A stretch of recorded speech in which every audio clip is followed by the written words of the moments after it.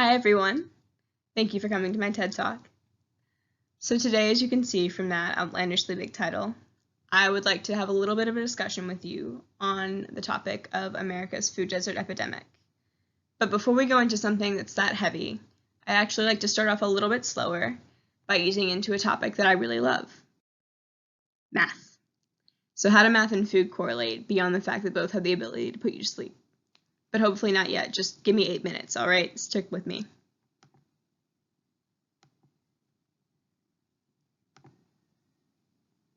So I've selected these three equations because the numbers in them are actually the focus of my talk.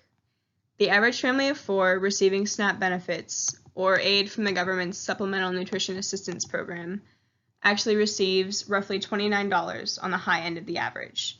This means that each person's food over the course of 7 days must cost no more than $7.25 of this aid. Why did I subtract 7 in the second equation?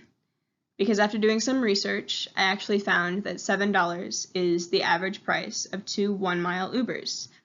And 1 mile is the average distance in which one living in a food desert must travel to reach a grocery store or supermarket. If one does decide to make this decision, that leaves $5.50 for each person living in their family to subsist on for a week. Now let's define this food desert. A food desert is an area of generally low income or high poverty in which residents have limited access to healthy foods and nutrition. A 2010 census found that 2.3 million, yes, million, Americans live 1 mile or more from a grocery store and have no access to a vehicle. Now that equates to roughly 2% of US households. This means that they not only live in a food desert, but have limited to no way to leave it, making finding affordable food even more difficult. This is actually a physical representation of the statistic that we just discussed. This is a map of post-Katrina New Orleans, transposed over the statistic from the 2010 census. Everyone living in those orange areas lives over 1 mile from a grocery store, placing them within a food desert, as this is overlaid with poverty. Now, when you think of a food desert, I don't want you to think of it as being some sort of post-disaster supermarket crash. I would rather you think of it more as this. Food deserts are filled to the brim with gas stations and convenience stores, and yes, both of those options often offer staples such as bread, cereal, milk, and even fruits and vegetables. However, the key word here is convenience. When something becomes easier for us, such as buying a piece of fruit for our child on the way to school or picking up a gallon of milk when we get gas after work, prices go up, and they go up a lot. Tulane University found that this is the approximate difference when one spends $29 at a supermarket and $29 at a gas station. I should clarify that I'm not saying a family is necessarily using that $29 as their entire grocery budget, but considering that it is the higher end of the average allotted, I'd like to think that it makes up a large portion of it. Now that we've outlined the disease, let's talk about the epidemic. This graph is actually a visual representation of the statistic we've been using to define the residents of a food desert: people living in poverty more than 1 mile from a grocery store with little to no access to an automobile. Group them together geographically, and you've created a food desert. Now, zoom out from a community or a city or even a state, and you see a nation suffering from nutrition insecurity. Now, every epidemic has its symptoms, and I'd like to discuss a few with you.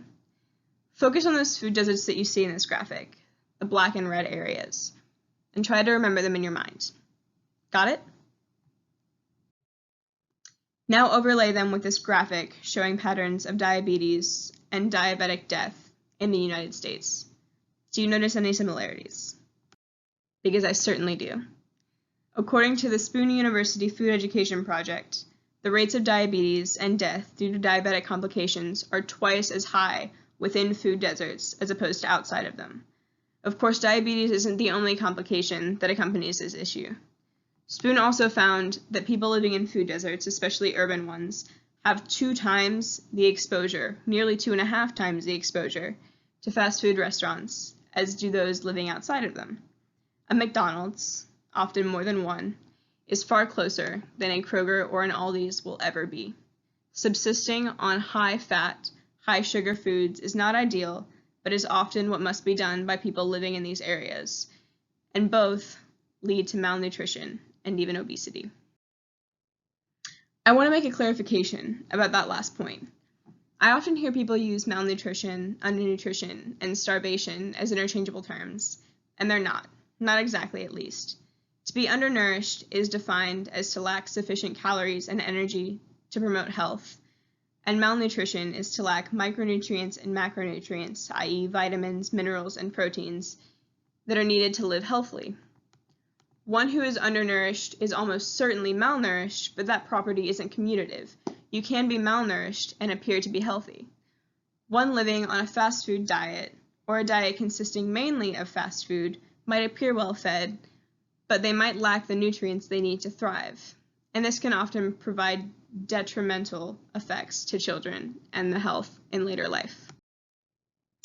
It was found in a study out of Tulane University that in areas where overpriced foods and vegetables are found, such as food deserts, there were higher increases in a child's weight over the course of their development, leaving them more susceptible to adolescent and adult obesity.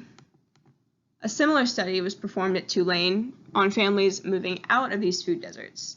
Once surveyed, it was found that their BMI significantly lowered after moving, lowering their weights and likely increasing their health. It's obvious from these findings that food deserts display obvious health risks to those living in them and need to be treated and cured one day like the disease that they truly are. So, what can we do? Everyone deserves to be healthy, and everyone really should care about humanity's health on the whole. No, I'm not saying that we should hand out produce on street corners. I'm an optimist, but I know that that's not feasible, nor is it sustainable. However, if cost is your motivator, Tulane's College of Social Work estimates that we as a nation spend roughly $71 billion per year on public health care related directly to poor diets. So maybe by spending a little bit more right now, we can save a lot in the long run. Consider one possible solution, the current success of subsidized community gardens. These gardens, such as Cleveland's Kentucky Garden, sell plots and supplies and seeds to city residents for between $5 and $20 annually, and not only provide cheap and fresh produce, but attempt to educate youth on healthy living through programming and cooking classes. This option, according to the Kentucky Garden's own website, has greatly aided that community and has eliminated a food desert.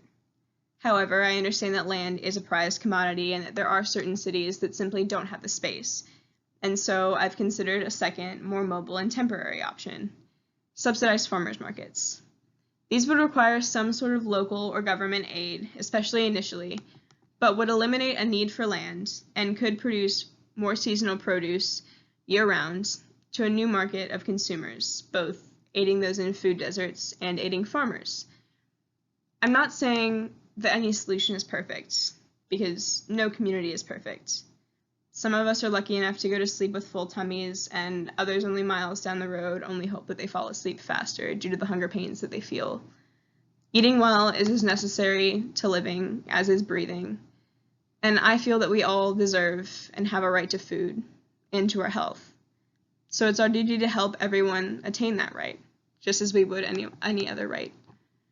So, in conclusion, I'd like you to leave this talk thinking big, cleaning your plate, and maybe using both to find some way to help someone clean theirs.